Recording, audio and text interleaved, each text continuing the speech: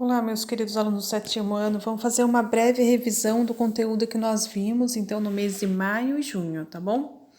Nós começamos a ver os movimentos que ocorrem na superfície terrestre, então, estrutura do planeta Terra. A Terra está dividida em crosta terrestre, manto e núcleo. O núcleo, nós temos o núcleo interno e externo. A litosfera é formada pela crosta terrestre e parte do manto superior. Ela não é contínua, e sim fraturada, fragmentada em várias partes, chamadas de placas tectônicas ou placas litosféricas. Então, temos aqui então as camadas que compõem o planeta Terra, a crosta, que é a superfície, o manto, que o manto superior mais a crosta forma a litosfera, o núcleo externo e o núcleo interno. No manto, nós encontramos o magma. Placas tectônicas, elas estão em movimento devido às correntes de convecção do magma, que se encontra no manto. Então, nós temos aqui um exemplo de como que acontece esse movimento. Então, as camadas próximas ao núcleo, elas são aquecidas e elas sobem em direção à crosta terrestre. Ela se esfria e volta novamente em direção ao núcleo. Então, esse movimento a gente chama de correntes de convecção e faz com que as placas tectônicas também se movimentem. Então, nós temos aqui o mapa mundi, que está representada as placas tectônicas que formam a nossa litosfera. Então, eu quero que vocês encontrem aí a placa sul-americana, tá vendo? Nessa placa que fica o Brasil. O Brasil ele fica bem em cima da placa, ele não fica próximo, tá? Das bordas dessas placas. Ele fica bem em cima da placa sul-americana. Depois a gente vai ver sobre a ocorrência daí de terremotos, porque é que acontece em algumas regiões e outras não, tá bom? Essas placas têm 3 movimentos. Movimento de convergência, quando uma placa se movimenta em direção à outra, podendo causar colisão. Se vocês olharem aqui novamente no mapa mundi, a gente vai ver a placa de Nazca do lado da placa sul-americana. Então, essa placa tem movimento de convergência, de encontro. Então, a placa de Nazca vem em encontro à placa da sul-americana. E esse movimento formou a Cordilheira dos Andes, tá bom? Temos um movimento de divergência, é um movimento de afastamento da placa, ou seja, ela se movimenta em direções opostas. A fenda é preenchida de magma. E o movimento transformante, onde uma placa se desliza lateralmente sobre a outra. Aqui nós temos os desenhos para representar, então, o movimento transformante, onde uma placa ela se desloca horizontalmente em relação à outra. Temos um movimento divergente, onde uma placa se afasta da outra e essa fenda é preenchida por magma. E temos um movimento convergente, onde uma placa vai de encontro à outra, que foi assim que se formou a Cordilheira dos Andes, tá bom? Daí tem um vídeo, que espero que vocês tenham assistido do canal Mais Ciência, que é muito legal também, falando sobre as camadas do planeta Terra. Outro vídeo, do Minuto Terra, falando sobre as placas tectônicas, também esse vídeo foi muito legal, espero que todos tenham assistido. E nós vimos a teoria da deriva continental, que foi feita, pelo meteorologista alemão, criada, pelo meteorologista alemão Alfred Wegener, e que ele afirmava o seguinte, que há 200 milhões de anos atrás, não existia separação entre os continentes, ou seja, havia uma única massa continental, chamada Pangeia, e um único oceano, chamado Pantalasa.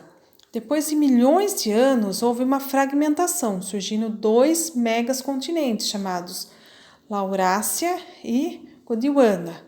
A partir daí, os continentes foram se movendo e adequando-se às configurações atuais. Aqui nós temos um desenho representando esses movimentos, tá?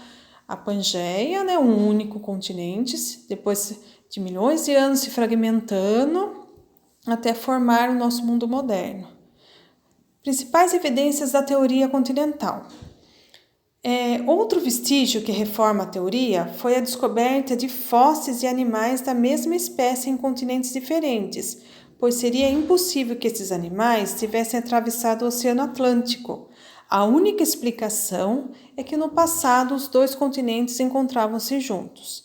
Como a gente pode ver aqui, né, um exemplo, vários fósseis são encontrados nesses continentes. Então, a única explicação é que esses fósseis estavam juntos, tá?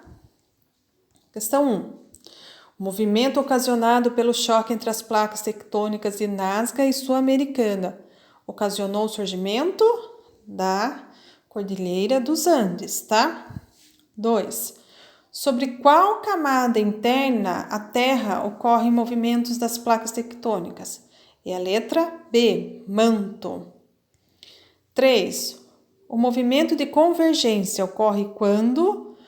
Letra C, uma placa se movimenta em direção a outra, podendo causar colisão.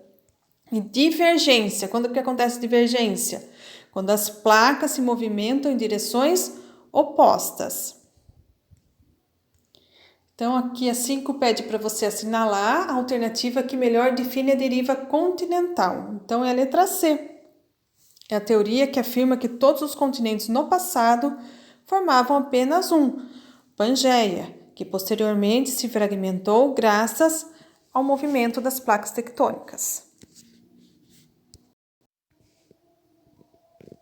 Continuando então nossa revisão, que tem a ver com as placas tectônicas, terremotos, tsunamis e vulcões. Então, por que eles acontecem?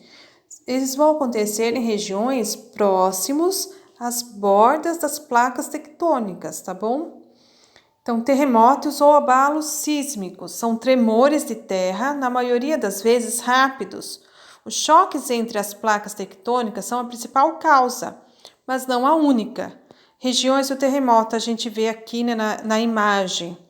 Temos o hipocentro, é o local onde as ondas sísmicas foram geradas no interior da Terra. E temos o epicentro, é o local na superfície terrestre que está logo acima do hipocentro de um terremoto. Então, vocês podem observar aqui, então, a formação do hipocentro e do epicentro. Tsunamis ou maremotos são fenômenos oceânicos reconhecidos por sua característica principal, ondas gigantescas. Essas ondas são geradas, na maioria das vezes, por terremotos, que ocorrem abaixo do leito marinho. A gente tem aqui ilustrando, né, um tsunami que ocorreu no Japão. O Japão é um país que fica, né, próximo à borda da placa tectônica, por isso que lá acontece muito terremoto também. Vulcões. O constante movimento do material magmático que existe abaixo da crosta terrestre, em alguns momentos pode gerar enorme pressão contra a superfície. Para aliviá-la, uma porção de magma, gases e partículas, como cinzas e rochas, é liberada para a superfície durante a erupção. O magma presente no manto forma a lava do vulcão na superfície. A lava, ela vai se esfriar ao longo do tempo e vai formar as rochas vulcânicas, que a gente chama de rochas magmáticas ou ígneas. Eu tinha um vídeo muito legal para vocês, espero que todos tenham assistido, sobre a falha de San Andrés. Tem até um filme da falha de San Andrés, se não me engano, na Netflix. Quem puder assistir, é muito legal, tá bom? Continuando então com os nossos exercícios. Questão 1. As principais causas do terremoto são grandes placas de gelo que se desprendem de geleiras? Não. Choques que ocorrem entre duas placas tectônicas? Sim, essa é a principal causa do terremoto, são os movimentos das placas tectônicas, tá bom? 2. A respeito de vulcões, é correto afirmar que todos os vulcões têm a forma parecida com a de um cone? Não, é letra B. Os vulcões podem ocorrer na superfície de ilhas e continentes ou no fundo dos oceanos também nós encontramos vulcão, tá bom? 3. O atrito entre placas tectônicas vizinhas libera uma quantidade de energia muito grande, provocando uma grande instabilidade nas regiões próximas às bordas das placas. Por isso, nessas regiões ocorre um maior número de... São períodos muito quentes? Não, movimento de placa não tem a ver. Períodos sem chuva também não tem a ver com o movimento da placa. Furacões e tempestades? Não. É a letra D, terremotos e vulcões. Então, terremotos, vulcões e tsunamis são relacionados aos movimentos das placas tectônicas. Aí, observe a imagem abaixo, né, de uma figura da série Fuji, elaborada em 1823 e 1829, que mostra um tsunami. 4. Assinale a alternativa verdadeira sobre a formação de um tsunami semelhante ao que atingiu o sudoeste asiático no final de 2004. É a letra A. A origem do fenômeno está associada aos movimentos das placas tectônicas. Então, quando a gente falar de terremoto, vulcão e tsunami, tem a ver com os movimentos das placas tectônicas. E por que no Brasil não há vulcões ou terremotos? Porque o Brasil, como mostrei na aula passada, ele está bem em cima da placa tectônica da placa sul-americana. Ele não fica próximo às bordas. Então, quais são as regiões que vão ter vulcões e terremotos? As regiões que se localizam próximas às bordas das placas tectônicas. E depois que nós, então, estudamos as placas tectônicas, a deriva continental, terremoto, vulcão, tsunami, nós vamos entrar em outro assunto totalmente diferente. Nós vamos falar sobre os ecossistemas, os biomas, principalmente os biomas brasileiros. Antes de ver os principais biomas, nós vamos estudar os fatores abióticos e bióticos. Então, o que são fatores ambientais abióticos? Se vocês viram lá no 6º ano também. São fatores não vivos. Exemplo, temperatura, regularidade de chuva, disponibilidade de água, tipo de solo, relevo. Fatores bióticos são seres vivos. Exemplos, animais, as plantas, micro-organismos, né? Nós não enxergamos a olho nu, nós usamos microscópio, mas eles são seres vivos, fungos, bactérias, protozoários. Então, aqui nós temos duas imagens, a imagem A, que representa os fatores bióticos, e a imagem B, que representa os fatores abióticos.